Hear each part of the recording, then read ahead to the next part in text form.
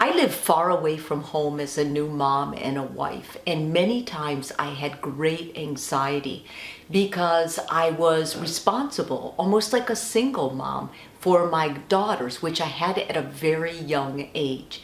When my daughter was 9 months of age, I had just gotten back and I relieved the setter. I took the babysitter home and brought my daughter back just in time for lunch. I had put her in her high chair and warmed up the macaroni and cheese, and as I began feeding her, she turned completely blue. Mucus started coming from her mouth and she went totally limp in my arms. I picked her out of the high chair and was like calling her name, and she was just limp. My ability to think saved her life. Today on Reaction Reset, I'm going to talk about holding it together during scary times in life.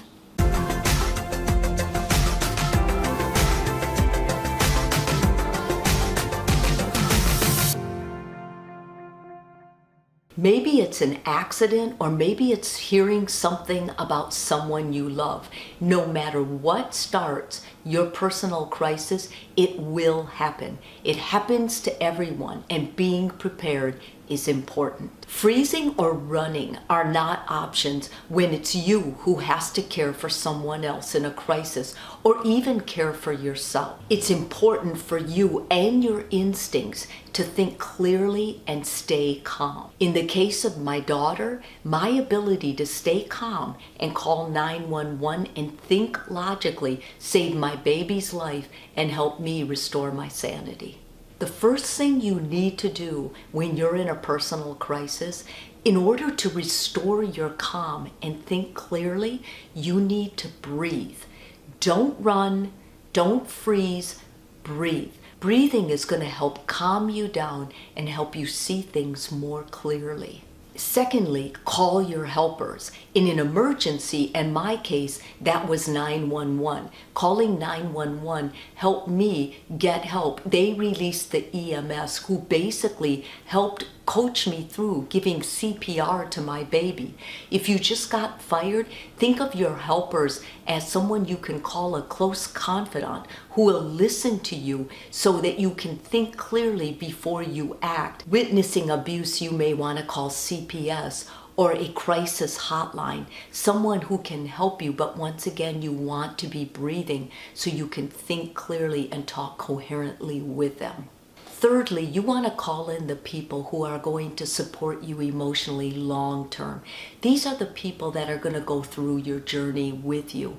Let's say that it's something you've had happen to you at work or a personal crisis.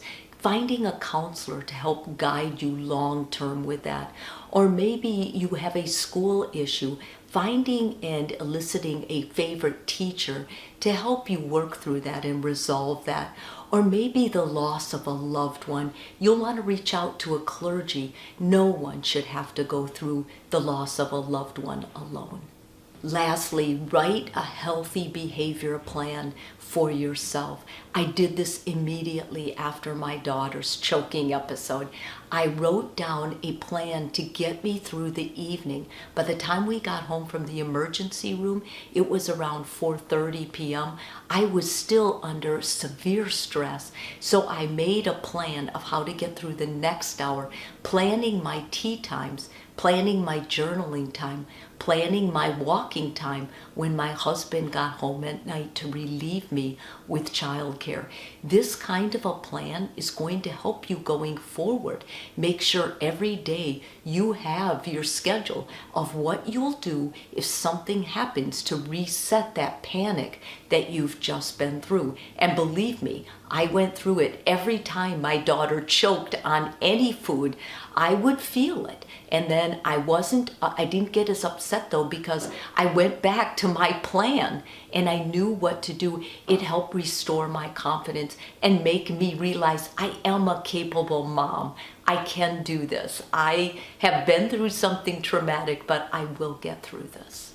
Life can be scary sometimes, and emergencies do happen, but knowing you can get through it restores your confidence and makes you feel capable of anything again. And that's important because you don't want to go through life being fearful if your baby's going to choke again, or if you're going to have an electrical fire, or whatever your emergency situation is. Remember, change your reaction, change your world.